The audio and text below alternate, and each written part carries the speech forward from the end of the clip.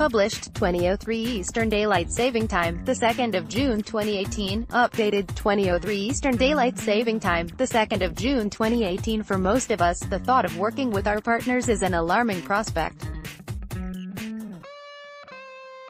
But it's just another day in the his/hers office for novelist Giovanna Fletcher, 33, and her husband Tom, the 32-year-old McFly and McBusted singer, songwriter, guitarist and children's author. The perennially perky couple, who met aged 13 at the Sylvia Young Theatre School, have written a Hunger Games-esque novel for young adults.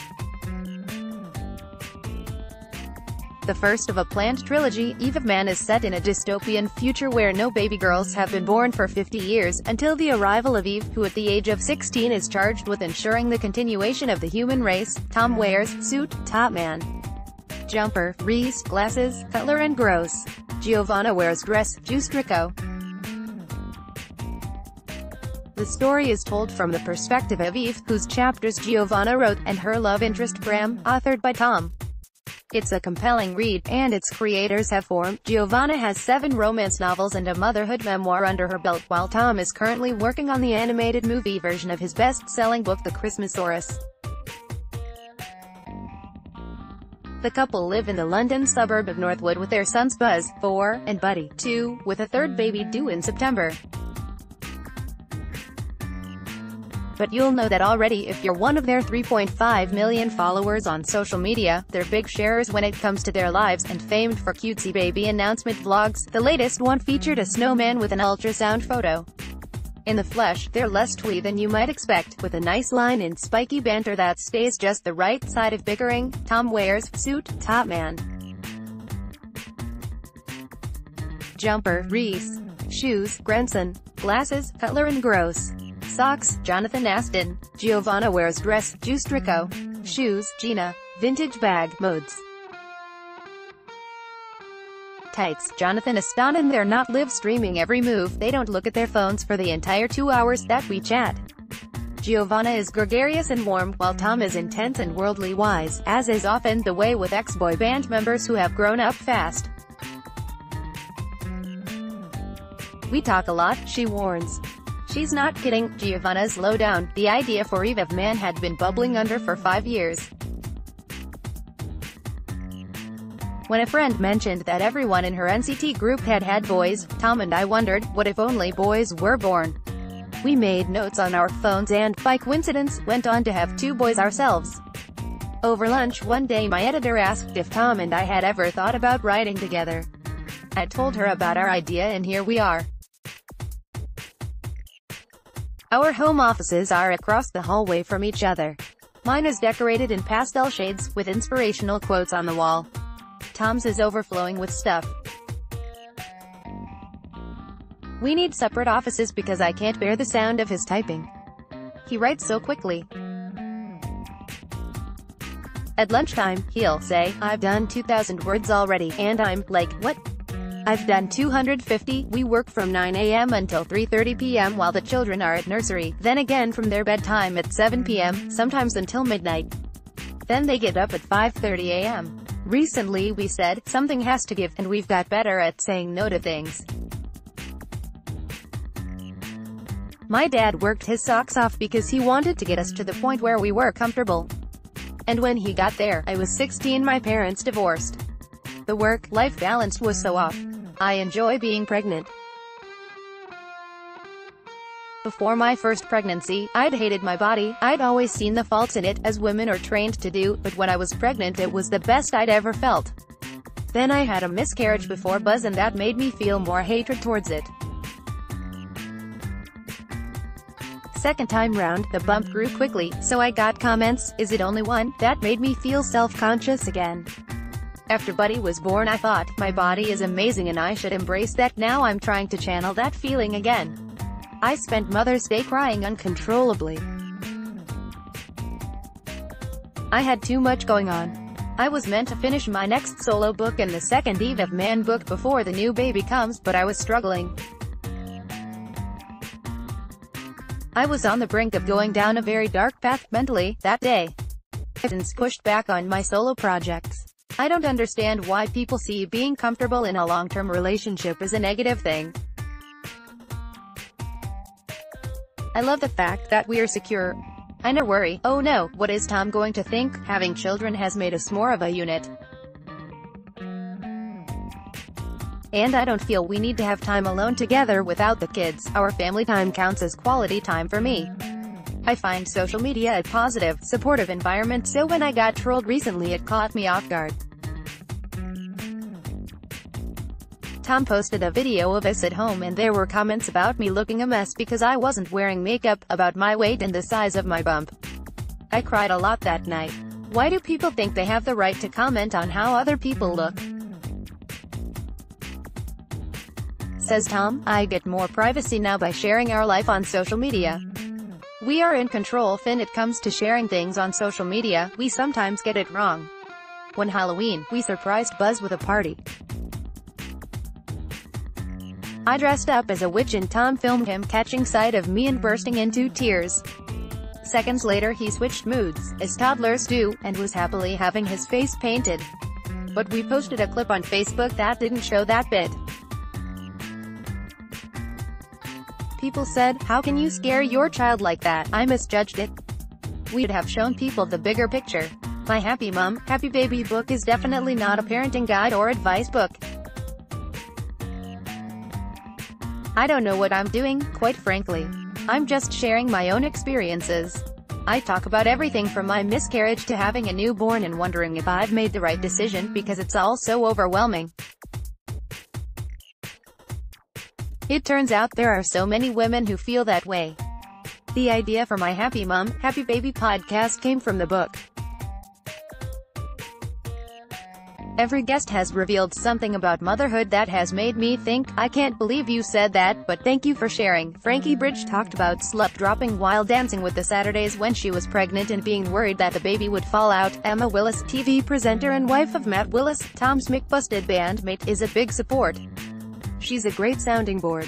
We'll have coffee and cake together or do a play date with the kids.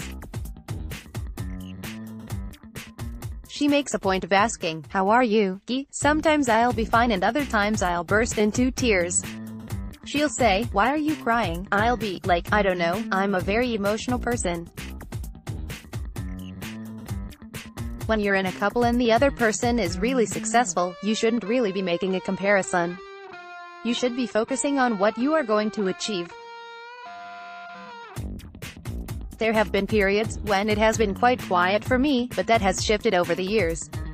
You just have to support each other throughout.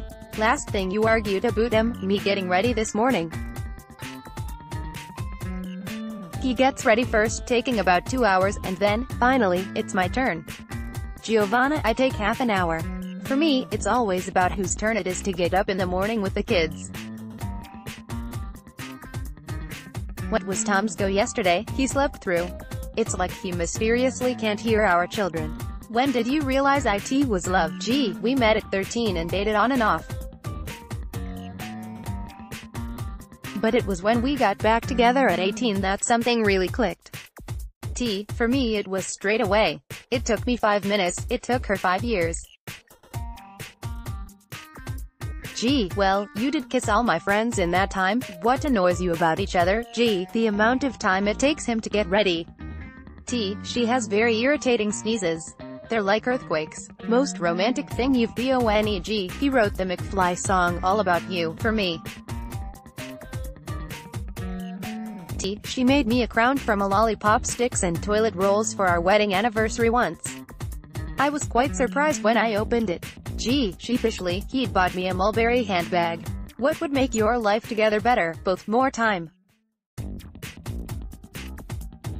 WHO is the best writer. Gee, he sold more books but I've written most words, so, me, but it's quality that counts, not quantity, right?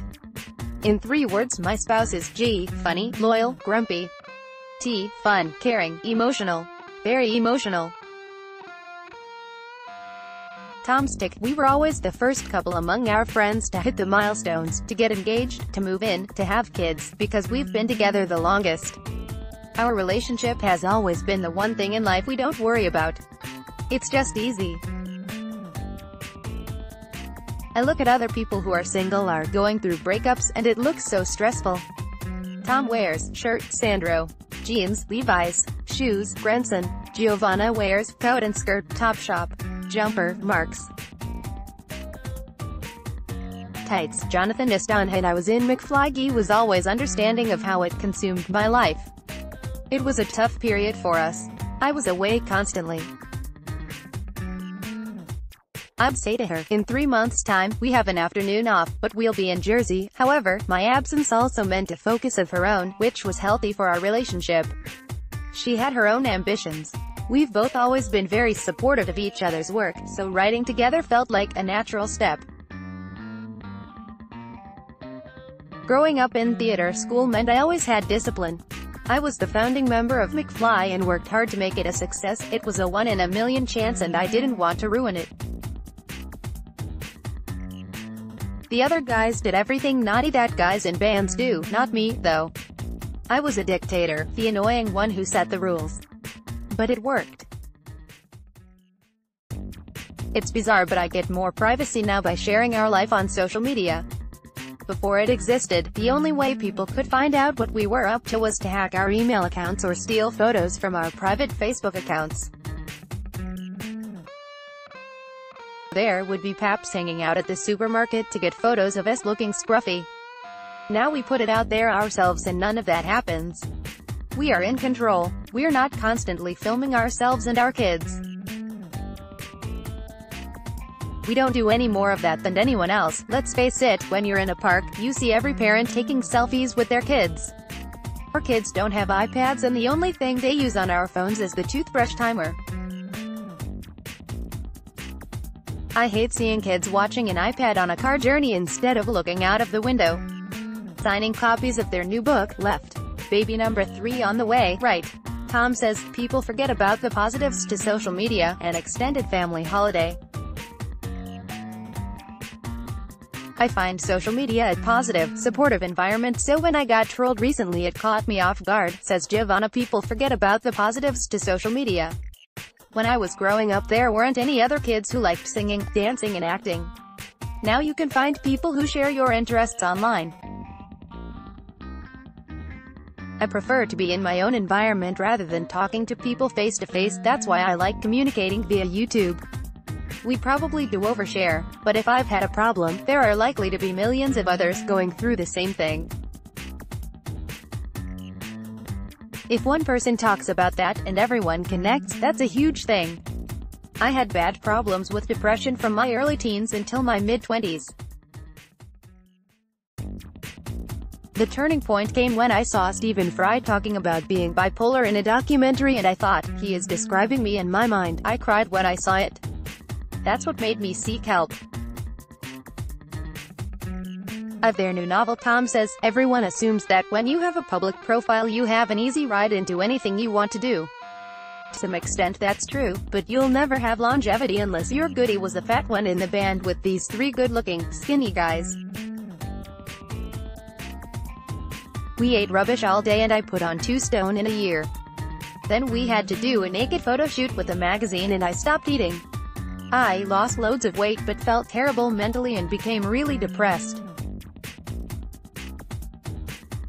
Eventually I realized that my mental health, diet and fitness were all linked.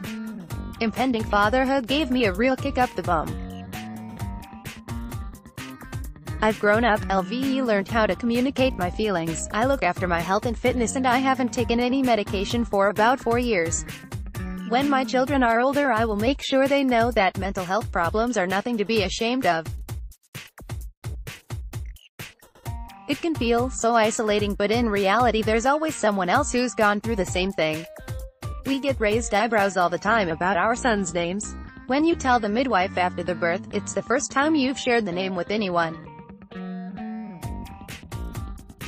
Both times they've been like, for the next baby. All the suggestions from family and friends start with B, but it wasn't a conscious thing to have the names all beginning with B so we don't feel restricted by that.